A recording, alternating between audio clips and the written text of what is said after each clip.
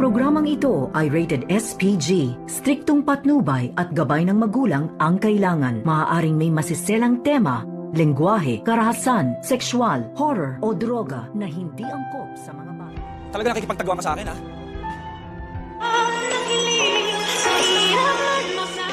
Narito na nga ang mga karagdagan na atin naaabangan bukas sa abot kamay na pangarap. Nakatakas nga itong si Lynette dito sa mga kamay ng mga mandurukot at akyat bahay. Subalit nang makatakbo nga sila din Dr. Enriquez, dito naman na tinawag nila itong security at humingi nga sila ng tulong. At dahil sa malakas na pwersa ng mga mandurukot na ito, ay nahabol nga itong sina Lynette. Lalo pa may mga bit-bit sila ng mga armas at dito na nga nila pinaputok at naputukan nga itong security guard. Kaya naman, naghihiwalay itong tatlo. Naiwan itong si Lynette at ang dalawa na sina Dr. Patricia Minor at itong si Dr. Katie ay sila naman ang magkasama. At dito na tinakot itong si Lynette na sa isa sa mga magnanakaw na kapag mahuli daw ito ay hindi niya ito sasantuhin at talagang tatapusin niya ito. Kaya agad naman naalarma itong si Lynette at binalot ng takot. At dito na inilabas ni Lynette ang kanyang sandata na isang bulpen. Subalit hanggang saan nga kakayanin ng bulpen na ito na ipagtanggol ang kanyang sarili. Kaya mas minabuti dito ni Lynette na makipagtago-taguan sa humahabol dito sa kanya nang sa ganon ay mahirapan itong hanapin siya. At dito naman nakakuha ng pagkakataon itong si Dr. Enriquez. Natawagan nga itong si Carlos at ibigay ang lokasyon na kung saan ay naroon nga itong si Lynette na hinahabol nila.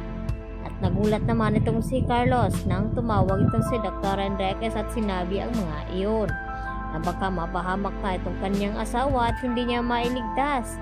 At dito na banggit ni Harry ang tungkol sa kulay ng sasakyan ng mga mandurukot na ito. Kaya agad nila na mahanap. At dahil kabisado nga at nakita rin ito ni Doc Carlos bago siya umakyat dito nga sa kanilang bahay.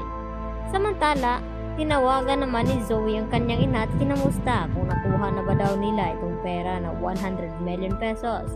At good news naman na ibinalita ni Moira sa kanyang anak. At dito nga na sinabi ni Moira na puntahan itong kanyang lolo at bantayan. Baka makatakas nga ito. At dito rin na sinabi ni Zoe kapag nagpupumilit daw na tumakas ang kanyang lolo, ay dito sinabi ni Moira na may baril daw nakatago doon. At kung kinakailangan, ay paslangin niya ang kanyang lolo. At mariin naman ang sagot dito ni Zoe na hindi daw niya kakayanin ang kanyang konsensya. Dahil hindi nga na siya gaano kasama katulad ng kanyang ina at kay Balahadja. Dahil dito, nagmulat naman ang mata itong si Don Pepe at nakita niya itong si Zoe na may hawak lang nga na armas. At dito naman, na biglang darating itong si Kinito upang iligtas ang kanyang amo na si Don Pepe. At dahil wala namang lakas na loob na ipanglaban itong si Zoe, pagmamakaawa naman ito kay Don Pepe na huwag siyang paslangin kapalit ng kanyang paglaya at patatakasin nga ito ni Zoe. Dahil kasama nga niya itong si Kinito nang sa ganon ay mailigtas itong si Don Pepe na patuloy pa rin na pinaghahanap dito ng magkapatid na si Giselle at RJ. At umabot na nga sa sukdulan na nahimatay na nga itong si Giselle sa pag-aalala ng kanyang ama na baka raw may nangyari na hindi maganda sa matanda. Dahil mas pinapatagal nga at pinaglaruan ni Moira ang dalawang magkapatid.